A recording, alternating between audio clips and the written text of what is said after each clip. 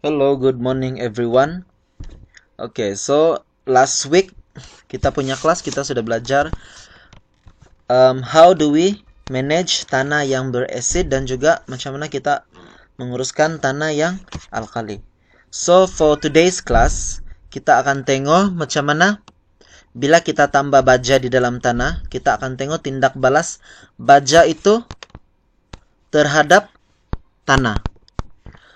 So untuk pengetahuan kamu, kita akan tengok tindak balas nitrogen, fosforus dengan potasium di dalam tanah. So untuk pengetahuan kamu, nitrogen, fosforus, dan potasium ini adalah 3 nutrien-nutrien utama yang tumbuhan akan guna untuk pembesaran lah, untuk pertumbuhan tumbuhan. So first kita akan tengok kepada nitrogen.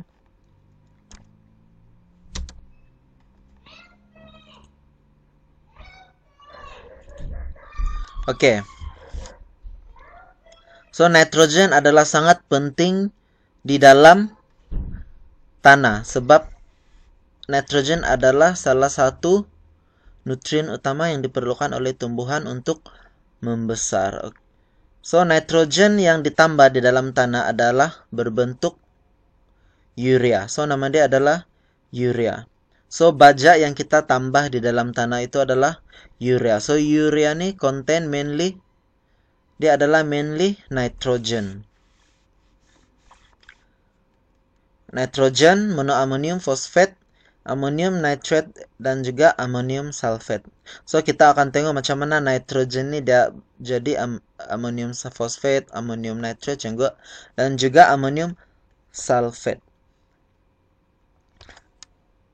So the uptake of urea, ammonium, or nitrate by plants will also affect acidity of soil. Meaning bila kita tambah baja di dalam tanah, yaitu urea tuh dia mengandungi amonium dan juga nitrate. So dari urea dia akan bertukar jadi amonium dan dia akan bertukar jadi nitrate. So ketiga-tiga benda ini dia akan efek keasidan tanah. So actually kita tambah baja tuh untuk mengubah keasidan tanah.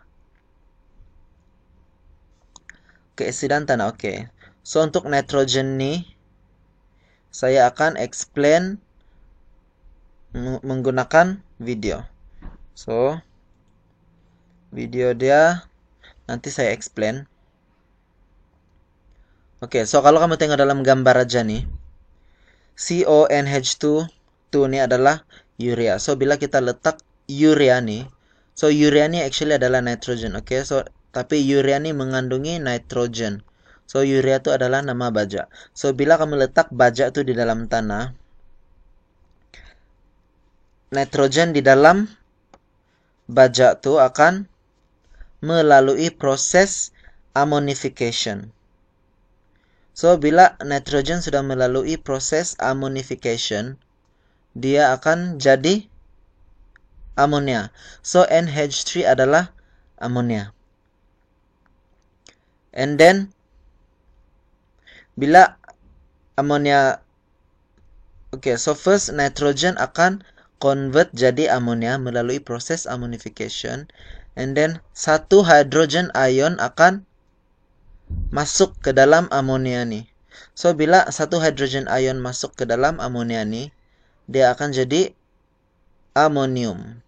So sekarang nitrogen tadi first dia jadi amonia, baru dia jadi amonium, and then amonium nih akan melalui satu proses nitrification. So bila sudah nitrification, amonium tadi akan kehilangan 2 hydrogen ion dan amonium nih akan jadi nitrate. So nitrate nih yang akan diambil oleh tumbuhan. So nitrate tadi akan diambil oleh tumbuhan. So dia akan rilis jadi nitrogen. So bila tumbuhan ini sudah menyerap nitrate nih, Nitrate nih, oke, so dia sudah serap. So, tumbuhan nih akan convert nitrate tadi jadi nitrogen gas. Oke, so kalau kita tengok explanation di sini,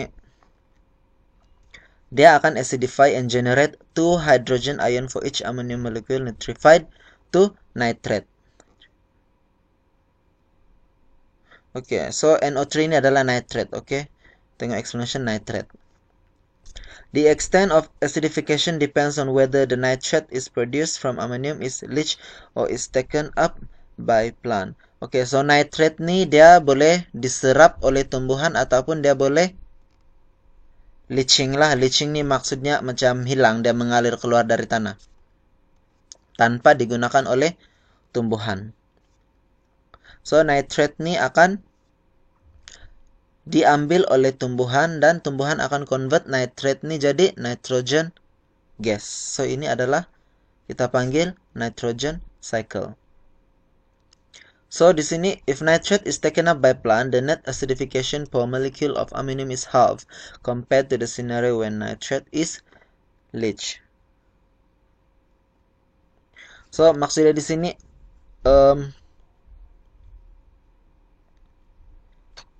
tumbuhan nih dia ambil separuh saja nitrate nih daripada yang sedia ada. Ini disebabkan bila nitrate nih diambil oleh tumbuhan, satu hidrogen akan masuk ke nitrate nih. So that's why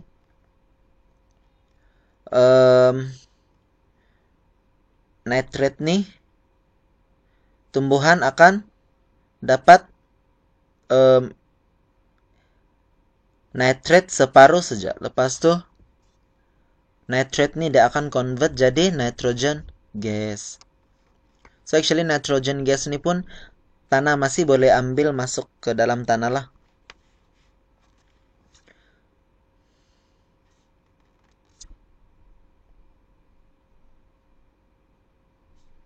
So actually bila kita tambah nitrogen di dalam tanah, kita tengok di sini ya. So bila nitrogen nih kita tambah di dalam tanah, so nitrogen nih dalam bentuk baja lah.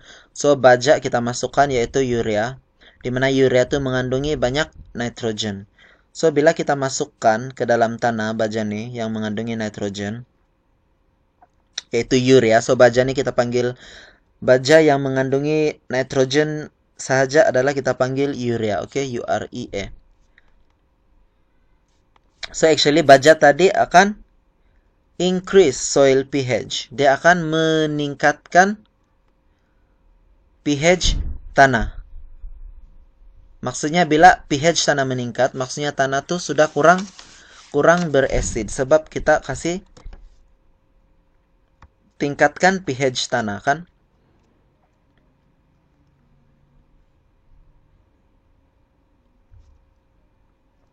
So itu saja untuk nitrogen.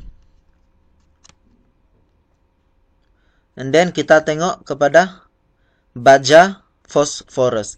Oke, so tadi kita sudah masukkan baja nitrogen. And then kita tengok pula efek baja phosphorus saja. Baja yang mengandungi fosforus saja. Oke, so bila kita masukkan fosforus ke dalam tanah, so fosforus ke dalam tanah ini kita panggil phosphoric acid. Oke, so baja dia adalah phosphoric acid. So bila phosphoric acid nih kita masukkan ke dalam tanah, phosphoric acid ini dia akan kehilangan satu hydrogen ion dan akan jadi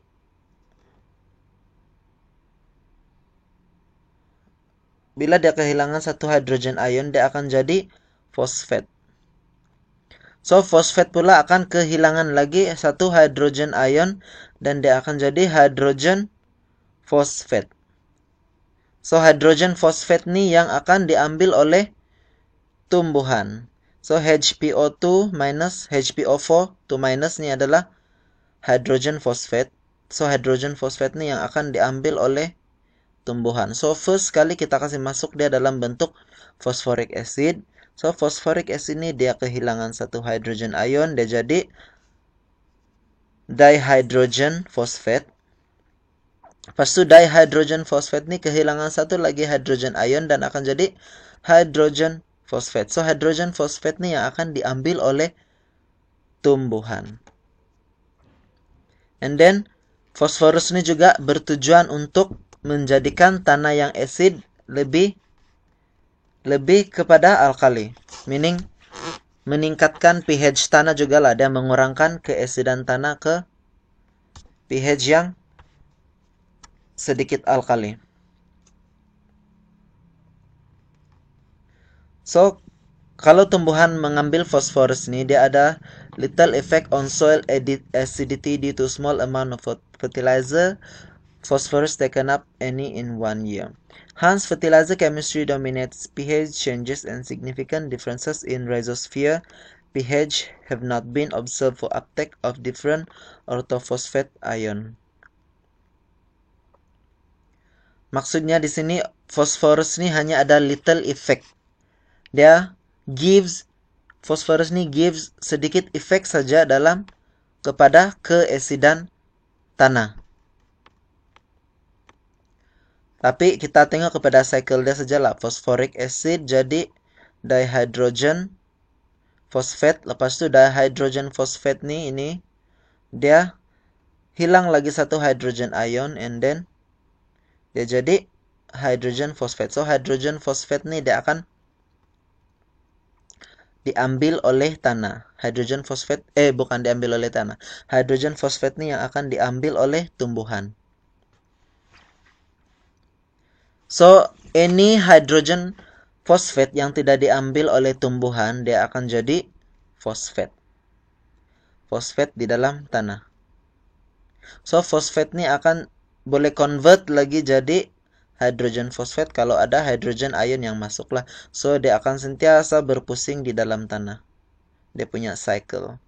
Tapi apa yang diambil oleh tumbuhan adalah hydrogen phosphate. Yang ini ya, hydrogen phosphate nih. So ini yang diambil oleh tanah. So kalau kita tengok nitrogen dengan fosforus tadi, nitrogen dengan fosforus adalah fungsi dia untuk mengurangkan keasidan tanah. Tapi kita tengok kepada chemical reaction of nitrogen dengan phosphorus di dalam tanah. Macam mana phosphorus ini jadi dihydrogen phosphate dan macam mana dihydrogen phosphate ini jadi hydrogen phosphate adalah sebab kehilangan satu hydrogen ion. Okay, and then kita tengok kepada potasium. Potasium ini pun salah satu nutrien yang utamalah diperlukan oleh tumbuhan. So, bila kita tambah potasium di dalam tanah, dia either contoh nama baja adalah muriate of potash ataupun sulfate of potash. So, potasium ini dia tidak effect on soil acidification. Potasium ini dia tidak mengubah apa-apa keasidan tanah lah. So dia hanya untuk menyuburkan tumbuhan saja potasium nih. Tetapi kalau nitrogen dengan fosforus dia mengubah keasidan tanah. Dan dia akan berubah di dalam tanah. Lepas tu baru tumbuhan akan serap masuklah nutrien tuh fosforus dengan nitrogen barulah akan setelah dia berubah barulah tumbuhan akan serap masuklah. Oke, so itu saja lecture pada hari ini dan saya akan sertakan video supaya kamu lebih paham macam mana nitrogen, terutama sekali macam mana nitrogen dan juga phosphorus cycle di dalam tanah. Oke. So, kalau kamu ada apa-apa soalan jangan malu untuk WhatsApp saya di dalam grup. Oke, so itu saja kelas kita pada hari ini. Thank you.